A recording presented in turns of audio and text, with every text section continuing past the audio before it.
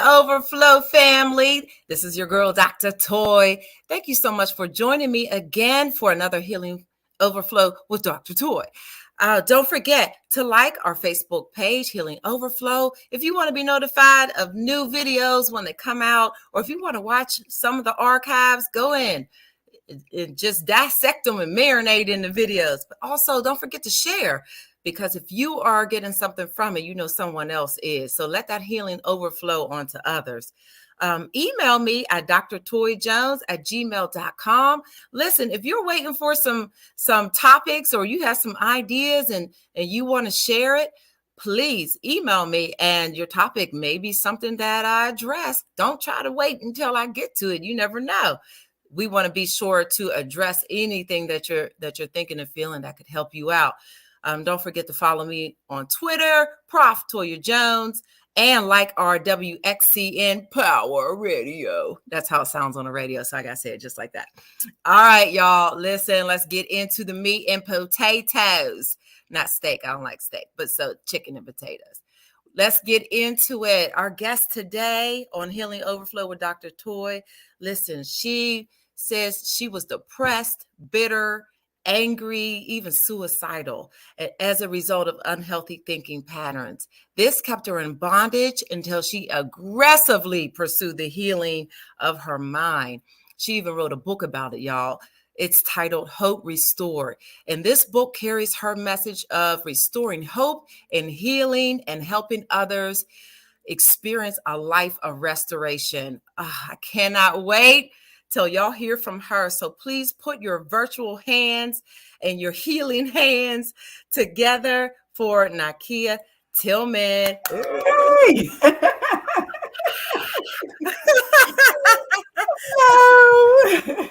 You hear the crowd? They went wild. You're like, right. I love it. I love it. Hello. Hello. I'm so glad you are here. You have such a strong testimony. I've had the pleasure of hearing what you call your life's testimony, but girl, you got to share this with the viewers. Just go ahead. We're going to jump right into it. Well, first, I just want to say thank you. Thank you for inviting me to share my testimony and to share my story. I really love sharing it because I really believe that it's going to provide hope and encouragement for those who are really just suffering in life. I can't say that I understand what everyone is going through, but I can say that I can empathize and I can relate. I can relate to the pain. I remember a time where I was struggling in literally almost every area of my life. I mean, I was struggling spiritually, mentally, emotionally, relationally, physically, financially, and just like I said, relationally as well. And I just got to a place where I stopped seeing the light at the end of the tunnel. So I got to the place where I felt helpless to change my situation. And that's what led to despair and utter depression. So that is literally my story I really want to share to people. Don't give up. Okay. Don't give up, because healing and hope and restoration is available to you. It happened to me and it'll happen to you. Wow, that's so encouraging. But it sounded like you were in such a darkness, like a deep tunnel. And that had to feel just hopeless and helpless. Like, could you pinpoint where was this coming from? Where were all these emotions and this state of bondage? Where can you pinpoint something in childhood or events or anything like that? Girl, so what happened is I remember during this time, I always had this, I wouldn't say always, but for a long time, I had this sense of emptiness inside. And it was just getting progressively worse, over the years. Mm-hmm. And so circumstances that was going on in my life was just compounding. And I just felt like I tried everything that I knew how to do to get out of my circumstances, but it was not getting better. So Again, I was struggling financially in my marriage, with other people. I was struggling, and I tried and I just couldn't get out. And so I remember specifically one time where I was just laying on my couch, almost like just lifeless, just laying on my couch. And I was having like suicidal thoughts, like, those thoughts were just like, would anybody care if I was gone? Those unhealthy thoughts, Wow. And so I remember while I was laying on my couch this one day, the thought came to my mind. I remembered a conversation that I had with this woman, like maybe 2 months prior to this. And I remember her sharing her testimony with me. And she was saying how her life was a complete and utter mess, and God changed it completely around. And I remember that day asking her what the difference maker was. Like, how did you change the situation? And she said it was being in an atmosphere where people constantly spoke life into her. Or, in other words, people were constantly encouraging her. So I said, okay. I remember that day while I was laying on the couch. I also recalled a time where I went to this church this one time, and there was speakers, coming. And then also at this church, they would have speakers come and share like individualized like encouragement for people. And I do remember leaving, feeling better. And so I said, okay, so let me look on their website to see if they have anything, coming, any speakers coming or anything like that. So I looked on their website and I saw that Saturday that they had a healing service. Now, mind you, they were talking about physical healing. So this service, they were going to be praying over people who needed healing in their bodies. Although, I was struggling with my body, my main thing is that I was depressed and my heart was broken. And so I needed healing in my heart. Wow. Now they weren't advertising for that or anything like that, but I was just like, I need something. And so I said, you know what, I'm gonna go. And so that Saturday came and I was walking into the doors of the church. Now I didn't even get inside the church yet.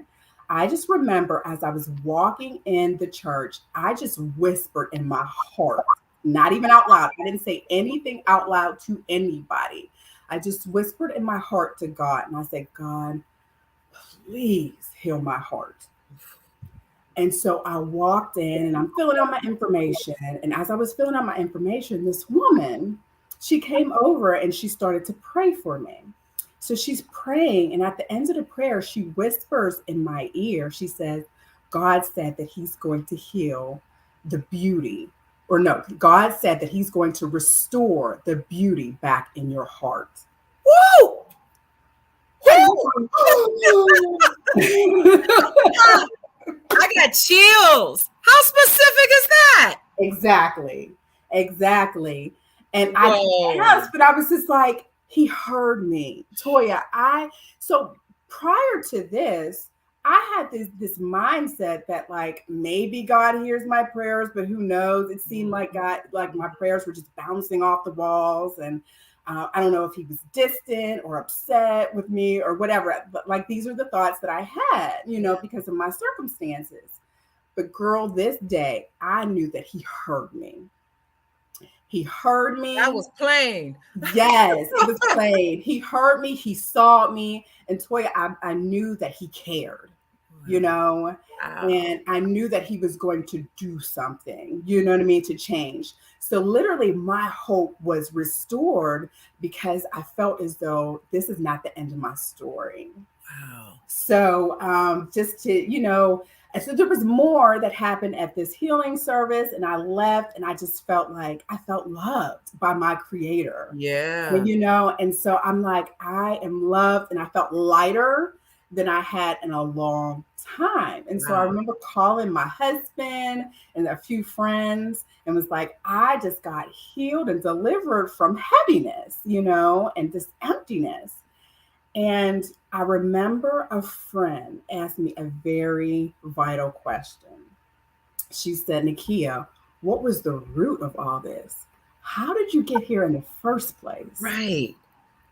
Girl, I did not know. And I'm just like, I don't know. I felt this sense of emptiness inside of me for so long that I just thought it was a part of my personality. Mm, like not much just made me, excited and things like that. I thought that was a part of who I was. right. But I realized, like, all right, I got to figure this out. And so she said, well, ask God. I'm like, okay, all right. You think he's really going to? But she said, ask God. He already said he's going to restore the beauty back in your heart. Ask him. Come on. And so I go into my heart. I go into my house, and it was just me, the Bible, and God. And I said, here we go, God. What happened? How did I get here? Yeah. How did I get so low, so depressed? What happened to me? What is the root of all of this? And that's when we began the journey of figuring this out. So this is incredible. Like you were in such a dark place Yeah.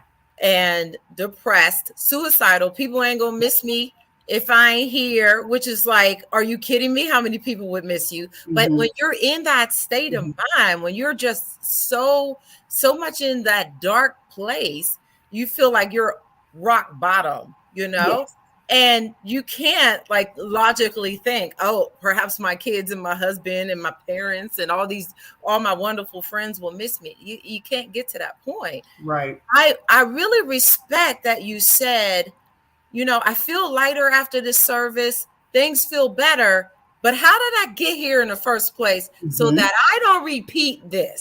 Is there Yes. something that's in my control? So I was thinking the same thing that your friend was thinking. Mm-hmm. What is at the root of that? Like, how did you get to thinking nobody's gonna miss me, or just feeling so unloved and just unwanted, and like, how Mm-hmm. did you get to that point and then able to just break out of that? Like, that's phenomenal. I need to hear more. Yes, girl. So again, when I went into my house, and I just sat there and I faced and I said, God, how did I get here? Yeah. What happened to me? And so what he started to show me is certain beliefs that I had in my heart began in childhood. He Wow. was showing me how I had certain beliefs, and based off of these beliefs, I saw life a certain way, and I developed certain mindsets because of these incorrect, unhealthy beliefs that I stored in my heart. And really, what I mean by my heart is the unconscious part of my mind. Mhm. Like I had these belief systems that were just incorrect. And so I carried them since I was a child. And so again, I would see certain situations and then I would react, based off of my beliefs. And Wow. so my emotions were always affected based off of these unhealthy beliefs that I carried. So my emotions were affected, and then my actions. I was sad a lot, and then I start to isolate, and I start to feel jealous and envious of other people. So my actions were all predicated on these incorrect, unhealthy beliefs that I carried since I was a child. Oh my goodness. So give us an example of like some of those thinking patterns and what that resulted in like real life and your behaviors and actions. Yeah, so I'll even answer it like this. Like, I remember as a child, I came to the conclusion, for example, that I was the ugly duckling in my house. So I felt like I was just the ugly one. I'm like, can you look at you? So those are distorted thoughts, you know? I believed it with my whole heart. Yeah. And so therefore, since I believed that, I would project that onto others. And so I believe that other people believe the same way I believed about myself. And so I would go about, almost like uncomfortable, assuming that people were judging me. And like, why won't people just accept me for, how I am? Mhm. Maybe I'm not as cute as, others and whatnot, but just accept me. But it's like they weren't even saying anything in the first place. I was projecting. Mhm. So that's Mhm. just one example. But another is, and this is something that I really believe wholeheartedly, that misunderstandings misunderstandings can lead to misinterpretation. Mm-hmm. Okay. And so there are certain things that I misunderstood as a child, and I didn't express it. I would just internalize it and then just interpret all on my own. So, Mm. for example, I'm sure you've heard of different love languages, Mm-hmm. you know, and so like the family dynamic in my house, we had different love languages. And so, I saw love as X, and Right. children, and it's not just, a lot of children, they're very black and white thinkers and they need Sure. help, Mm-hmm. they need help seeing the gray. And so I'm thinking that love is this way. And I would see other families, do things like, hug or maybe even kiss each other on the cheek, and they would verbalize, I love you and stuff like that. That wasn't a part of my family dynamic, and that was okay. I was very loved. I was very wanted. However, they expressed it in a different way. And so, Mm-hmm. therefore, I was unaware, of how they were loving me so much because my mind was so black and white. And, since it wasn't like this, I therefore believed that I was unloved, unwanted, and also the ugly one. And so it just really had a hold on me. And I carried that into adulthood. Wow. Wow. Okay, so my mind is exploding. You know, as a therapist, I teach what you just said. And so, did you go to a therapist, like a cognitive behavioral therapist, that taught you these thinking patterns? Girl, no. No. So, What? no. No. Hold on. Exactly the way you talked about. You talked about feeling unlovable. You Mhm. talked about thinking patterns, the unhealthy thinking patterns that came from childhood. Mhm. This is all CBT, my friend. So how you just become a CBTer? And this is so okay. Let me explain this. Can I take a couple minutes? I'm going to explain to the viewers what cognitive behavioral therapy is, Yeah. because Nykia just explained it to y'all, and y'all didn't even know it, and I didn't even know it, thinking she went to a CBT therapist. Because this is how those of us that practice cognitive behavioral therapy, which is a treatment model. It was created by Beck back in the 70s, right? It comes from Ellis Beck. And basically what Nykia explained to you is CBT. Look, I'm getting all excited. I'm all out. But listen, this is exciting because if you can look at this concept, so we call it the cognitive triad. And what is in that triad, this is exactly what she said, y'all. It's blowing my mind. The perception of events, like the perception of how people are interacting with her. Okay. And so we teach the perception of events. We can't control events. Events happen, but it's how you perceive it and how you process it, what it will do internally in your brain. And it is not in your conscious brain. So the brain is then saying, these people are treating me like this because I'm the ugly duckling. I'm no good. I'm not loved. All of that stuff, right? Those are the thoughts. Then the thoughts lead to the emotions. And you heard her talk about feeling depressed, feeling unwanted, feeling like nobody's going to miss me if I'm gone. Like those are the emotions that then lead to the actions. Thank God that the actions weren't actually dying by suicide, and that she's here to talk to us about it. But the actions were just, we call compensatory behaviors, which means you behave in such a way to compensate for all of the negative feelings that you're feeling. Now, tell me that ain't sound like just what she said. I teach her this.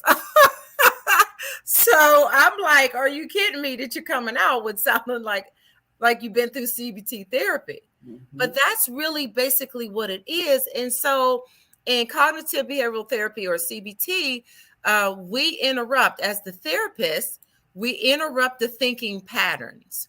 And how you can interrupt that is your perception of the events. What else could these people be thinking about you? Because you're not a mind reader. You have no idea what they're thinking about you. They ain't thinking this stuff. And a lot of times we go to the root of the behavior, which is, or the root of the thinking, emotions and behavior, which comes from childhood messages that a lot of times we get from childhood, and it doesn't always have to be abuse, but sometimes it is. And in the Nykia's situation, it doesn't sound like it was. It was, this is how we love. And I can identify, we weren't a bunch of hugs and kisses and I love you. Then I get with my husband and all these just hugging and I love you. I was like, too much. Get off me. But I was very much loved, still am, But that is very interesting. And so in CBT, we say, what are some other thoughts that you can think about this event? Through changing the thoughts, you change your behaviors and emotions. So that is just, that's mind blowing that you came to that realization that this is rooted in childhood, and I can interrupt these thinking patterns by changing the way I'm looking at these events. It can change my emotions and my behaviors. Yep. Wow. You said, yup. That's exactly what happened. Yeah. So I'm wondering, like, when did you then move? Because if you look at you, girl, you polished, you cute, listen, your marriage, I love it. Y'all cute, kids, everything looks like perfect, right? People don't know what you've been through to get there. How did you get to this point of like, and it's always a healing journey in the process. You never like, I'm 100% healed from everything. How did you get to this point where now you're spilling over on people? You're helping others to heal. So what happened is I learned the truth. Okay. And so that's how my thinking patterns changed. And so I looked at God, and, I'm a Christian. I believe in, God is my heavenly Father. And so I went to the Word. And so the times where I felt like I was alone, I went to the Word. And not only does God not lie, but He can't lie. It's outside of His nature. Okay. He can't do it. And so I would look in the Word, and He says, you've never been alone. Even though you feel in your emotions that you are alone, and you may think it in your mind, it's a lie. And because His Word says that I will never leave you nor forsake you. Wow. And so once I understood the truth was able to set me free. And so that's just with one circumstance. There was times where I thought, that some of the things, bad decisions that I made in the past, that it's going to affect my future. Right. But I went to that Word again. And He says, no, I know the plans that I have for you. Okay. Plans for hope in the future. And so I began to understand, when I was able to believe what He said, I was able to get set free. And so I started to believe what He said about me. When I felt unloved at times, not only did He say that He loves me with an everlasting love, but then He started to change my perception and my perspective about others around me as well. Wow. And I'm like, oh, I just couldn't see it. So the blinders came off of my eyes, and I was seeing that people are imperfect. There are misunderstandings. There's misinterpretations. And Nykia, you were loved. Look at all the good. Look at all the blessings. Look what you have right in front of you, and what has always been there. And so literally He had to show me all this. The blinders came off, and I was set free. Wow. Listen, viewers, if you can identify with this and you're still in the healing waiting room, really lock into these words of hope and restoration, and just begin to do that work. Do that work and think about, where's that coming from? You don't have to do the work alone. Nykia is an exception to just know this CBT stuff and learn how to go through that process, and using her faith to really help to restore her mind. If that's you and you identify with that, put some comments in chat, put your comments down below. Hit me up in the email and just reach out, because it takes sometimes someone to help lead you through that journey. Right. Nykia, you wrote a book. You went as far as that. You didn't keep all this healing good stuff to yourself. You wrote a book. Talk about the process of writing a book, and just talk about the book in general. It's called Hope Restored. Talk about that a little bit. Yeah, it's called Hope Restore, and it's pretty much talking about what I'm sharing today. So I go along the journey of my healing journey. I probably said that wrong, but you know what I meant. So I take you through my healing journey, and then I give the readers the opportunity to focus on their healing journey as well and to go along the process with me. And so I share a lot of encouragement and how if he did it for me, he's going to do it for you. And I also have a journal, and it's a guided journal, and it can help you along your healing journey. And I also offer the testimony at the end of my book about how things started to change. When my perceptions and my beliefs changed, therefore my attitudes and my actions changed, and therefore the people around me started to change towards me, and life was happening. I mean, it was awesome. So please get this book. It's going to encourage the mess out of you. I can't wait to get my copy.